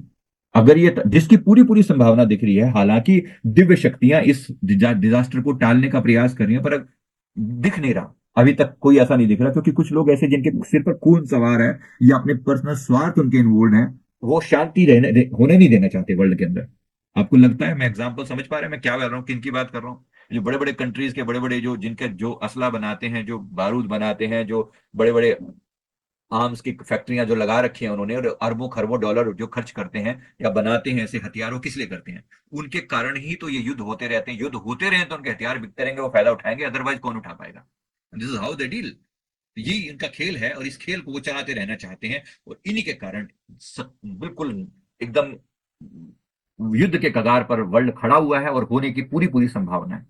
अगर ऐसा होकर हम आप निबट लिए तो दिल दिल के आंसुओं में बह जाएंगे फिर तो। अभी तो पता नहीं क्या क्या सोच रखा है, अभी पता नहीं क्या क्या, आज हम ये कर लेंगे, वो कर लेंगे, पता नहीं कितने बड़े बड़े घर, कितनी बड़ी बड़ी गाड़ियां। सोच के देखो, यूक्रेन में भी लोगों ने ऐसे ही सोचा होगा। अरे हम जो चीज बना रहे हैं, मतलब घर, परमानेंट घर बने, ऐसा वैसा, हमारे यहाँ तो ये सोच के करते हैं, दादा खरीदे पोता बरते काइंड ऑफ, है ना, हमारे यहाँ तो ये चलता है कि हम बनाएंगे तो ये बिल्डिंगें, बड़ी बड़े महल, और ये बड़ी बड़े घर, और बड़ी गाड़ियां, और बड़ा बैंक बैलेंस, और ये सब किस लिए? हमारी संतान के काम आएगा। अरे तुम ही ना बचोगे तो संतान का आएगी? किसकी संतान और कहां सी संतान, कौन बचेगा? जब ये न्यूक्लियर, अगर भगवान ना करे ऐसा हो गया, तो जिसकी पूरी संभावना है, भगवान ना करे, मैं अपनी तरफ से बोल रहा हूं, बाकी कोई ऐसा नहीं है, कि प्रकृति का जो खेल चल रहा है और जो लोगों के मन की अवस्था है, किसको बदल लेंगे? परमात्मा किसी की फ्री विल में दखल नहीं देता। लोग कहते हैं भगवान रोक क्यों नहीं देते विनाश? भगवान नहीं रोकते, भगवान नहीं रोकते, लोगों की फ्री विल में दखल नहीं देते वो। आप चाहते हो, आपके घर में बम है और आप उसको फोड़ना ही चाहते हो, भगवान आके तेरे हाथ पकड़ लेंगे, नहीं नहीं तू मत फोड़, नहीं, तुमने बनाया, तुम अपनी हरकतें करो। भगवान आपको सद्बुद्धि दे सकते हैं, समझ दे सकते हैं कि आप ये बेवकूफियां मत करो, पर अगर आप करने पर उतारू ही हो तो फिर जाओ फिर भाड़ में। जब बार बार आपके अंतर मन को समझाने के बाद आप समझना ही नहीं चाहते, go to hell. Why the hell should I be worried about you? If you are not worried about me, और if you are not worried about परमात्मा के प्रति, अगर आप अगर वरिड नहीं हो, अगर आप परमात्मा के प्रति, अगर आप उन किसी चीज के प्रति सोचते नहीं हो, तो परमात्मा के प्रति क्यों सोचें? लोग कहते हैं परमात्मा रोक क्यों नहीं देता सब कुछ? परमात्मा आपकी फ्री विल में दखल नहीं देता। परमात्मा आपकी हर बात को रोकने लगे ना, तो आप ऐसे रह ही ना जाओ फिर।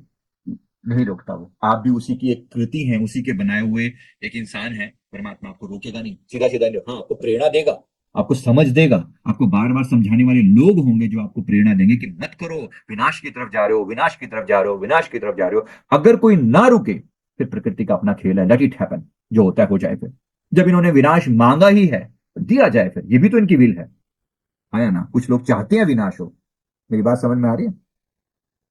चाहते हैं, मेरी बात समझ में आ रही है? ऐसे लोग होंगे ना दुनिया में जो विनाश भी चाहते होंगे, परमात्मा उनकी भी सुनता है, उनकी भी सुनते हैं। अगर आपके संसार के, मतलब समझो, संसार के 60% 70% लोग चाहते हैं कि विनाश हो जाए, और बाकी 20-30% नहीं चाहते कि ऐसा हो, तो ज्यादा किसकी सुनी जाएगी?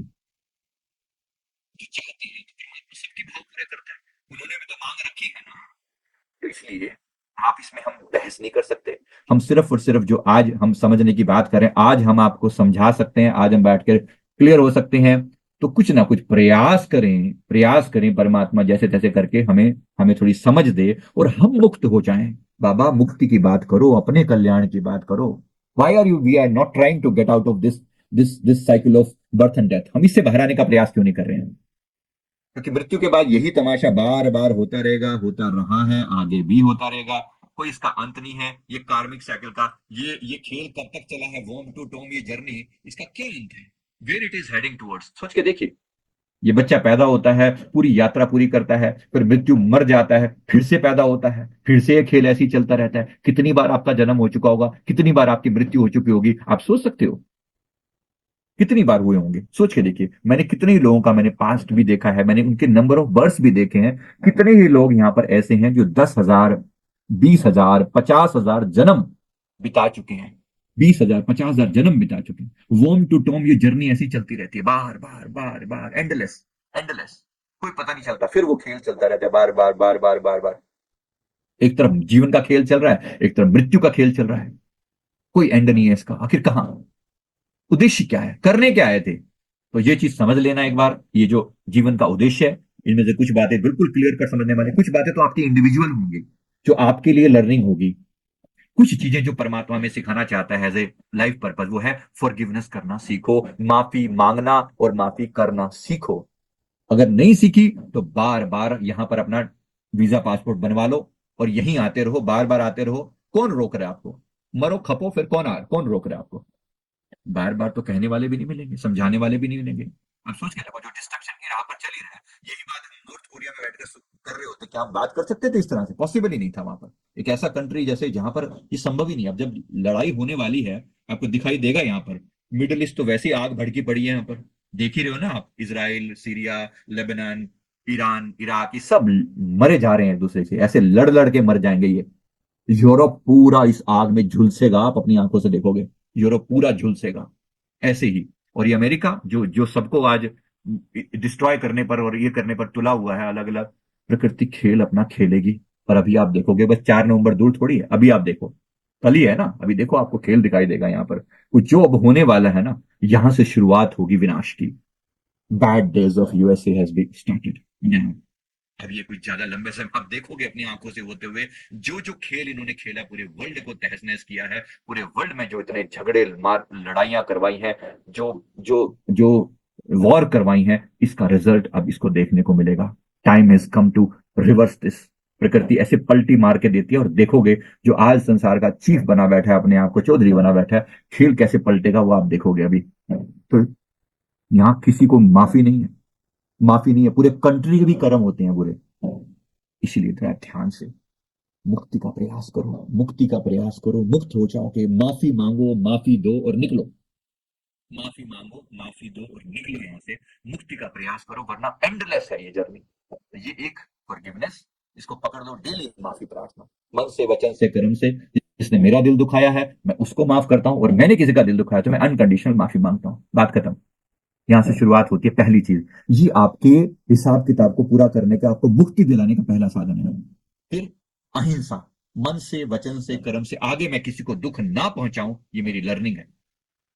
जिस व्यक्ति ने मन से दुख पहुंचाया उसको मन के दुख मिलेंगे, जिसने वचनों से दुख पहुंचाया उसकी वाणी में ताकत नहीं होगी, जिसने कर्मों से दुख पहुंचाया उसके साथ बुरे कर्म होंगे। इसी प्रकार सृष्टि में कुछ भी बुरा नहीं है, ये भी समझना। सब व्यक्ति अपना अपना फर्ज निभा रहे हैं, अपनी अपनी चीजों को ठीक करने के लिए आए हैं। निस्वार्थ प्रेम सीखना, सेल्फलेस लव, अनकंडीशनल लव सबके प्रति अपने मन में जनरेट करना, ये जीवन के कुछ मुख्य उद्देश्य हैं। अगर कोई व्यक्ति स्पिरिचुअली हाई हो रहा है तो उसके अंदर भी सारे गुण अपने आप आने लगेंगे। चेक करके देखो अपने अंदर हैं आपके अंदर, क्या आपने माफ कर दिया है अपने सभी लोगों को जो जिन्होंने आपके प्रति अपराध किए? How many of you? Yes करके जरा भेजना यूट्यूब वाले। हाँ जी, माफ कर दिया है अपने साथ किए हुए अपराधों के लिए? माफ कर दिया है या अभी पेंडिंग है हिसाब किताब? हाँ जी, माफ कर दिया है, माफिया मांग ली हैं, क्लियर कर दिया है, अकाउंट क्लियर है आपका? हाँ जी। तो याद रखें, अगर कर दिया है तो याद रखें, आप मुक्ति के लिए अपने आप को एंटाइटल करो। पहली कंडीशन ये है कि माफी करके अकाउंट क्लियर करके चलो। जब यहां से जाना होगा तो पहली चीज पूछी जाएगी, अकाउंट क्लियर है? ड्यूज, नो ड्यूज, आपके नाम पर कोई ड्यूज पेंडिंग तो नहीं है? किसी का कोई पर्सनल ग्रज आपके साथ पेंडिंग तो नहीं है? माफी, माफी, माफी, माफी, क्षमा, क्षमा, क्षमा, क्षमा। मेरे गुरु महाराज फरमाते हैं क्षमा दान महादान। ये बात बार बार कहो, ये सबसे ऊंचा दान है जो आप किसी को दे सकते हो। किसी ने आपके प्रति बुरा किया, क्षमा दान दे दो। ये भी एक दान है जो आप किसी को दे रहे हो। दे डालो, दे डालो, फ्री का है। दे डालो, कोई पैसे नहीं मांगे जा रहे, लेकिन दे डालो। माफी दे देना भी बहुत बड़ा दान है। और ऐसे ही जब आप किसी को माफ कर लेते हो तो परमात्मा आपको भी माफ कर देता है कि इसने इसको माफ कर दिया तो इसके गुनाह भी साथ में माफ कर दिए जाएं। तुम यहां माफ करो, वहां से तुम्हारे गुनाह भी माफ कर दिए जाएंगे। हिसाब किताब दोनों जगह चलता है। तो ये पहली कंडीशन है। ऐसे ही परमात्मा के नाम का जाप करो और पुराने अकाउंट्स को क्लियर करो। पता नहीं और हम क्या क्या गुनाह करके बैठे हुए हैं, और अगले जाने वाले जन्मों में कौन कौन से पापों का हिसाब अभी देना बाकी है। हु नोस, सुनो, इस जीवन में हमने कितनी गलतियां करी हैं। अगर एक एक गलती को आप सामने लेकर आओ ना, इसी जीवन के कर्मों का हिसाब नहीं दे सकते आप। आसान नहीं है ये, बहुत टफ है। Account clear, account clear. बार बार ये निवेदन किया जा रहा है, प्रार्थना की जा रही है, समझाया जा रहा है। कोशिश करें, कोशिश करें, उससे बाहर आने का प्रयास करें। राइट? नहीं तो फिर तैयार रहें अगले जन्म में फिर से कोई, अगले जन्म में फिर कुत्ते बिल्लियां वाला खेल खेलने के लिए तैयार रहिए। Okay, we will meet next next year, next birth. 2073 में फिर आऊंगा मैं, फिर ये खेल खेलने के लिए। हमें तो आना है, हमें तो कार्य करना है। अपने गुरु महाराज जी ने जो टास्क दिया है पूरा, अभी भी है जीवन, जितना है वो भी जिएंगे, फिर आएंगे। लेकिन तब तक कौन बचेगा, कौन रहेगा, क्या तमाशा हो चुका होगा अगले 6 साल का नहीं पता यहाँ पर। वो तो बहुत आगे की मैं बात कर रहा हूँ। तब तक कितना तमाशा हो चुका होगा, यहाँ पर क्या क्या तबाही हो चुकी होगी, पूरे वर्ल्ड की पॉपुलेशन कितनी कम हो चुकी होगी, क्या रह जाएगा, कितने बचेंगे, कितने रहेंगे, कौन किस फॉर्म में मिलेगा अगली बार। जरूरी है इंसानी बन के मिलो, जरूरी है इंसानी बन के मिलो। उस दिन हम किसी जगह पर गए, वहां पर एक डॉगी, एक कुत्ता जो है वो दुम हिलाता हुआ वहां बैठा हुआ था। और विशेष रूप से उसकी एक आदत है कि वो, महिला साधक वहां पर आती हैं तो उनके आगे पीछे वो ज्यादा घूमता रहता है। तो वहां के जो गुरुदेव थे उन्होंने जो बात कही, मैं आज भी मेरे दिमाग में वो लिखी हुई है। उन्होंने कहा, अरे ओ लामा, तू पिछले जन्म में भी यही तेरी हरकतें थी, इस जीवन में भी तेरी यही हरकतें हैं, सुधरा नहीं तू अब तक? गुरु हैं, जानते हैं अगला पिछला हिसाब किताब।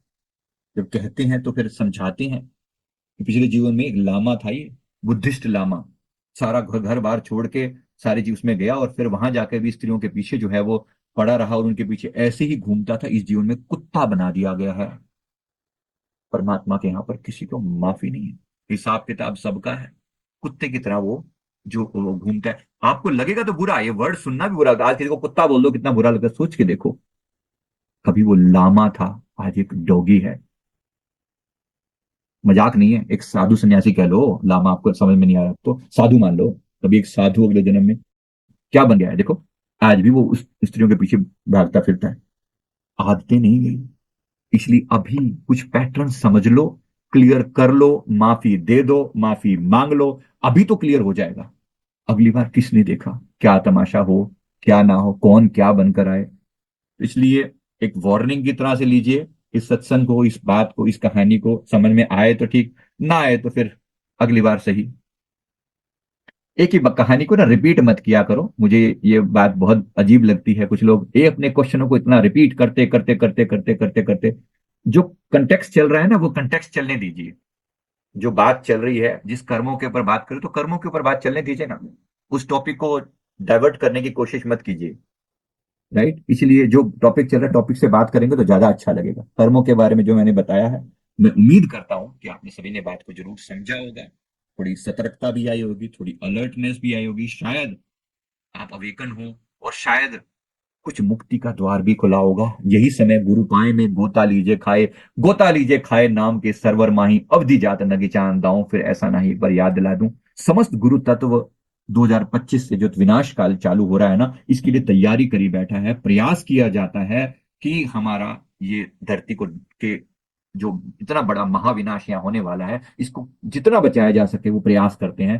पर उसमें हमारा भी सहयोग जरूरी है। हम मेडिटेशन करें, कम से कम 1 घंटा जरूर अपने आप को दें, जरूर दें। और एक धर्म योद्धा करके मैंने वो जो ग्रुप बनाया उसमें भी आप अपना दें, अपना कंट्रीब्यूशन, प्रयास करें कि हम भी एक धर्म योद्धा बन सकें। हम जब सेवा का समय आए, सहायता का समय आए तो पीछे ना हटे। मौका है, सेवा करने का मौका मिला है, खुद भी अवेकन हो और दूसरों को भी अवेकन कर सकें। असली बात को पकड़ो ना। कहानियां, लोगों को कहानियां ज्यादा पसंद है, बात को पूछे जाएंगे एक ही बात को, ऐसा ऐसा ऐसा ऐसा। राइट। तो इसके बाद इसमें, हाँ ये बात सही है। कोई पूछ रहा है यहाँ पे क्या नाम जाप से मुक्ति संभव है? 1000% संभव है। जब ही नाम हृदय धरा, भया पाप का नाश, जैसे चिन्ह आग की पड़े पुराने घास। नाम के साथ सबसे बड़ी नाम जाप से मुक्ति संभव है, 1000% संभव है। एकमात्र तेरा एक नाम तारे संसार, मैं एहो आसरा, एहो आधार। एक नाम परमात्मा का जरूर जाप कीजिए, जो आपको अच्छा लगता है। और लोग पूछे कौन सा जाप करें? जो आपको अच्छा लगे, जहां आपकी श्रद्धा हो। नाम कौन सा हो ये मेरे लिए वो इतनी बड़ी बात नहीं है। आपकी जिस रूप में भी श्रद्धा होगी, आप राधे राधे अच्छा कहना अच्छा लगता है तो जरूर कहिए, आपको वाहेगुरु कहना अच्छा लगता है तो जरूर कहिए। राइट, आपको कृष्णा कृष्णा कहना, राम राम कहना अच्छा लगता है, जो आपको अच्छा लगे, मेरे गुरु महाराज जी का नाम अच्छा लगता है, ओम श्री परमहंसाय नमः, अवश्य कहिए। जो आपको अच्छा लगे, वो मेरी प्रायोरिटी नहीं है, वो मैं फोर्स नहीं कर रहा हूं किसी को। जो आपको अच्छा लगे कीजिए, लेकिन प्रयास कीजिए अपनी मुक्ति का। हो जाएगी, अभी तो हो जाएगी। अभी तो प्रयास किया जाएगा, जरूर हो जाएगी। कल्याण हो सकता है, जरूर हो सकता है। प्रेमानंद जी महाराज समझा रहे हैं ना, तो आप में से बहुत से लोग उनको फॉलो करते होंगे, जरूर कीजिए। महान संत है वो। ऐसे कम, बहुत कम ऐसी हस्तियां पैदा होती हैं जो समय समय पर, परमात्मा ऐसे ही तो अवतार लेगा संतों के रूप में, और कैसे समझाएगा आपको, और कैसे समझाएगा? अलग अलग रूपों में समझाने का प्रयास कर रहे हैं ना, शायद कोई सुधर जाए, शायद कोई उनकी किसी के अंदर चेतना आ जाए और लोग परमात्मा का नाम जपना शुरू कर दें। मैंने लेकिन वहां पर भी बहुत नौटंकी लोगों को जाते हुए देखा है, और वहां पर जाके भी उल्टे सीधे सवाल बड़े करते हैं। बस अपनी आत्मा के कल्याण का प्रयास करो। जो व्यक्ति गर्दन तक दबा हो कीचड़ के अंदर, और वो सवाल करता फिर धरती कब बनी थी और किस तरह से मुक्ति होगी और ऐसे वैसे, अरे भाई तुम अपने कल्याण की सोचो चाचा। तुम जहां फंसे पड़े हो, तुम अपने कल्याण की बात करो। जब तुम गर्दन तक फंसे पड़े हो और एक डुबकी आई नहीं और तुम इसमें डूबे नहीं, जब तुम इतनी बुरी हालत में हो तो अपने कल्याण की बात करो ना। राइट, अपनी मुक्ति का प्रयास करो ना। अभी लेक्चरबाजी की क्या कहानी सुनाने से क्या हो जाएगा? कुछ नहीं हो जाएगा। Gate out of this hello. ये जो पुनरअपि जन्म पुनरअपि मरणम वाला ये साइकिल चल रहा है ना, इससे बाहर आने का प्रयास करो ना, सीधा सीधा। राइट। सबसे बड़ी बात, सबसे अहम सवाल क्या है? अहम सवाल ये है, will I get out of this nonsense और नॉट? क्या मैं इसे बाहर निकलूंगा? नहीं, मैं सीधी सीधी बात करो ना। राइट। तो इसको बात को समझिए और अपने कल्याण, कल्याण की बात करो। अब देखो, यूट्यूब वालों के सवाल देखा करो अजीब अजीब से, मुझे तो पैसा कमाने की टेंशन है, मुझे हिप्नोटाइज करना सीखना है। अरे चाचा सीख लियो। अब जो कंटेक्स्ट चल रहा है, बात मेरी भी सुनेगा कि नहीं सुनेगा? अब जो बात अभी चल रही है ना, अभी भी सुनोगे कि नहीं सुनोगे? अभी अपनी अपनी राम कहानी बीच में बात कुछ और हो रही है, कुछ और, कहीं का कहीं, कहीं का कहीं, कुछ भी पूछ डालो कुछ भी। थोड़ा जिस टॉपिक पर बात हो रही है वो सबसे इंपॉर्टेंट है। रहोगे ही नहीं यहां पर तो चाचा करोगे क्या बताओ? कहां मरोगे बताओ? जब हो गई नहीं तुम फिर किसके साथ कहानियां सुनते फिरोगे? किसकी कहानियां सुनते फिरोगे? क्या सीखोगे, क्या सिखाओगे? तुम बचोगे ही नहीं तो फिर क्या? पहली चीज है जो प्रयास, जो इस पूरी कहानी का सार है, वो है परमात्मा का नाम जाप कर लो। प्रेमानंद जी महाराज जी को सुन लो, हमारी बात सुन लो, किसी और की सुन लो, जो आपको अच्छी लगती है सुन लो, लेकिन करो। कम से कम 1 घंटा अपनी आत्मा के कल्याण को अवश्य दो, अवश्य दो। डेली जाप करो, और कम से कम 10-15 मिनट जगत कल्याण के लिए भी प्रार्थना करो कि प्रभु सबका कल्याण हो जाए, केवल मेरा ही नहीं, सबका कल्याण हो जाए। इससे पहले कि ये विनाश हो, इससे पहले अनेक आत्माएं जो है वो अवेकन हो जाएं, जागृत हो जाएं। मैं नहीं कह रहा हूं सब मुक्त हो जाएंगे, लेकिन प्रयास तो हो। मैं किसी के जीवन में अगर 10% भी चेंज ला सकूं तो मेरे लिए बेस्ट है ना। मैं तो प्रयास करूं। मुझे अपने फर्ज निभाने हैं। परमात्मा जब भी हिसाब करेगा मुझसे इंडिविजुअली पूछेगा, मुझसे ये नहीं पूछेगा कि तूने विनाश क्यों नहीं रुकवाया। ये मेरा डिपार्टमेंट नहीं है। लेकिन मेरा जो फर्ज है मुझसे वही पूछा जाएगा, तुमने वो काम किया जिसके लिए तुम्हें भेजा गया था। Did you do that? क्या तुमने अपनी आत्मा का पार किया? क्या तुमने अपने साथ कुछ लोगों के सुधार का प्रयास किया? अगर किया तो जिन्नी नाम ते हया गए मसक्कत घार। गुरु नानक साहब जी फरमाते हैं, नानक ते मुख उजले के ती छुट्टी नाल। किसी गुरु की शरण में जाकर परमात्मा के नाम का जाप करो, शरणागत हो जाओ, कुछ कल्याण हो जाएगा। मानसिक रूप से भी कनेक्ट हो जाओ तो भी कल्याण हो जाएगा। तो मैं उम्मीद करता हूं यहाँ पर बात को क्लियर किया जा रहा है, समझाया जा रहा है।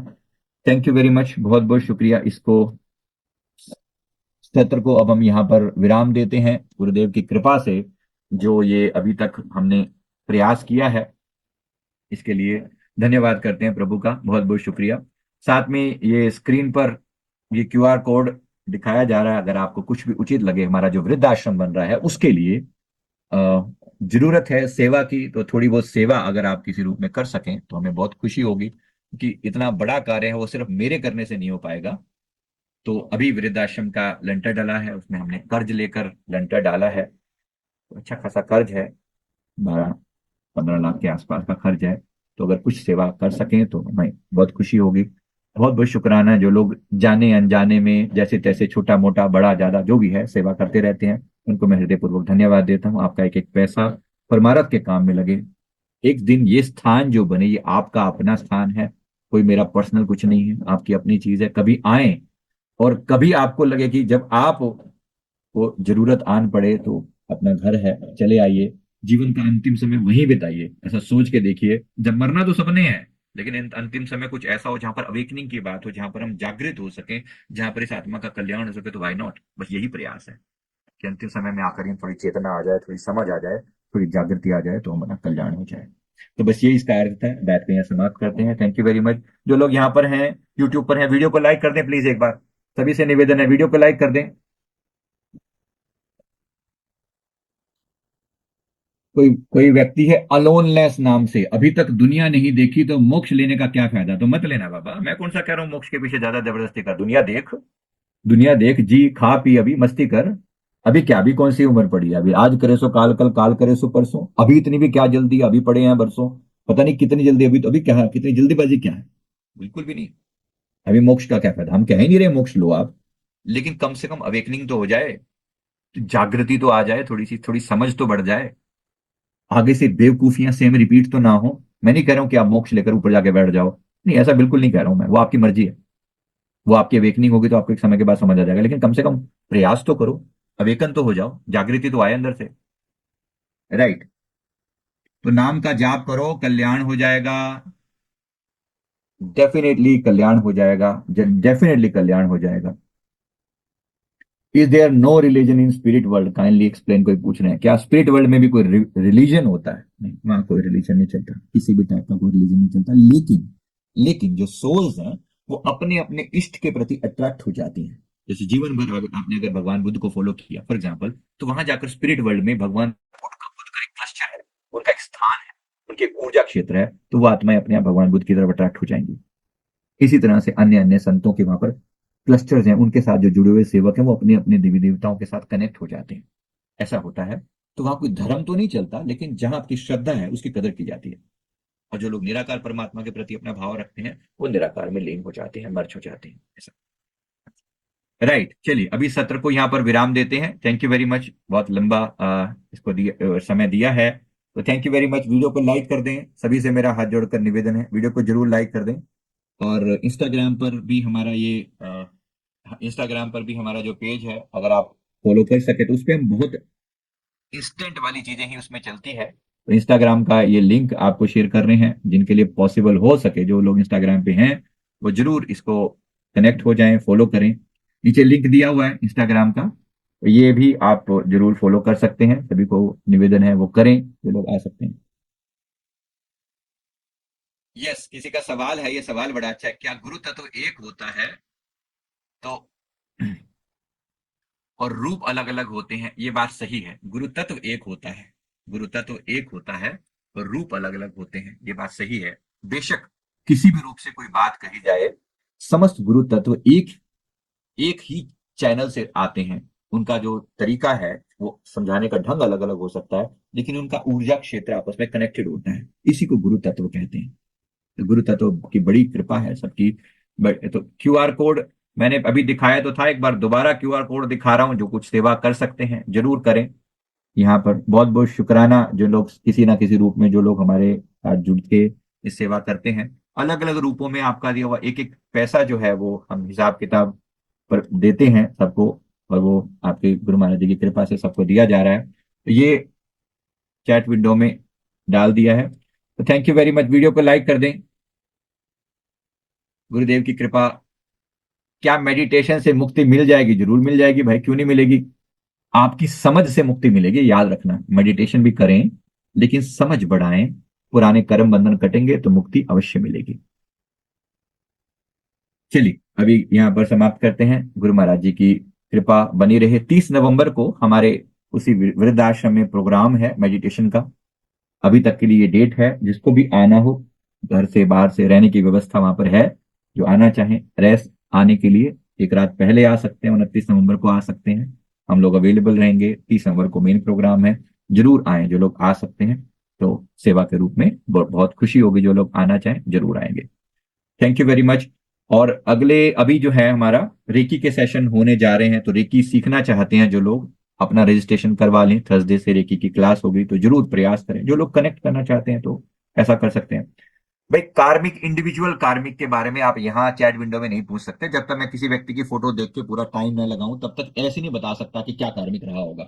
नहीं, जब तक आपके कार्मिक रेमेडी के रूप में आप चीजों को देखना चाहते हैं, तो ऐसे चलते चलते कार्मिक नहीं बताया जा सकता। इसके लिए माफी चाहते हैं। कोई ये इतना फास्ट कार्यक्रम नहीं चलता ये।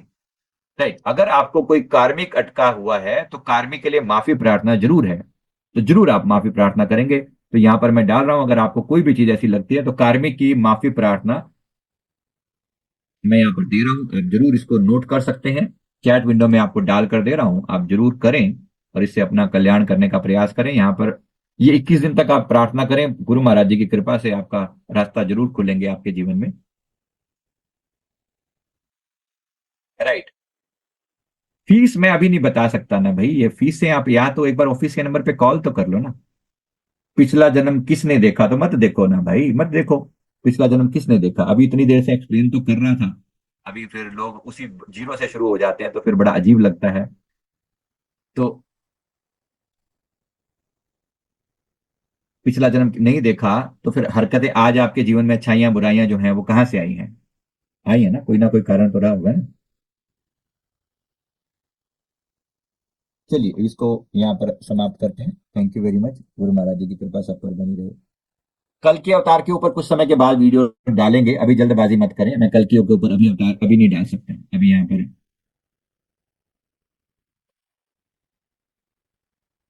Thank you very much. मुक्ति और मोक्ष में क्या फर्क है? एक कृष करके कोई है जो पूछ रहे हैं, मुक्ति और मोक्ष में क्या फर्क है? देखो, में मोक्ष में ऐसे कोई फर्क नहीं है। लेकिन ये पता होना चाहिए, आमतौर पर जो शब्द मुक्ति इस्तेमाल किया जाता है, ये मुक्ति इस्तेमाल किया जाता है प्रेत योनि से मुक्ति हो गई। मतलब कोई किसी ने व्यक्ति ने शरीर छोड़ा तो हम ये कहते हैं कि वो उसकी यहां से मुक्ति हो गई। मतलब वो यहां से तो चला गया, एग्जिट हो गया, वो प्रेत योनि में अटका नहीं। इसको नॉर्मली मुक्ति वर्ड यूज करते हैं इसके लिए। एक मोक्ष शब्द होता है। मोक्ष शब्द का मतलब है कि ये व्यक्ति जन्म मरण के चक्कर से मुक्त हो गया, ये कभी दोबारा जन्म नहीं लेगा। वो मोक्ष है। ऐसे कोई मुक्ति और मोक्ष में कोई वो फर्क नहीं। कुछ लोग उसको भी मुक्ति बोल देते हैं कि मुक्ति हो गई, जन्म मरण के चक्कर से मुक्ति हो गई। वो उसमें कोई समस्या नहीं, वो दोनों एक ही बात है फिर। तो मेन अर्थ ये है, मोक्ष का अर्थ है जन्म मरण के चक्कर से सदा सदा के लिए मुक्ति हो जाना। यहाँ प्रेत योनि से मुक्ति होना कौन सी कोई बड़ी बात है? कम से कम ये जरूर है कि वो अटका नहीं होगा, बस ये इतनी सी बात है। इससे कोई फर्क नहीं किया जा सकता। राइट। चलिए इसको सत्र को यहाँ पर विराम देते हैं। Thank you very much. Guru Maharaj जी की कृपा सब पर बनी रहे। इसको यहाँ पर ओवर करते हैं। जिन्होंने अभी तक हमारे प्रोफाइल पे कोई रिव्यू नहीं भेजा, एक बार प्लीज ये रिव्यू वाला ये हम ऑडियो डाल रहे हैं, ये वाला भर दें सभी से। ये जो मैंने लिंक डाला है, अगर आप रिव्यू करेंगे तो और खुशी होगी इसकी। Thank you very much. तब तक कोई समाप्त करते हैं।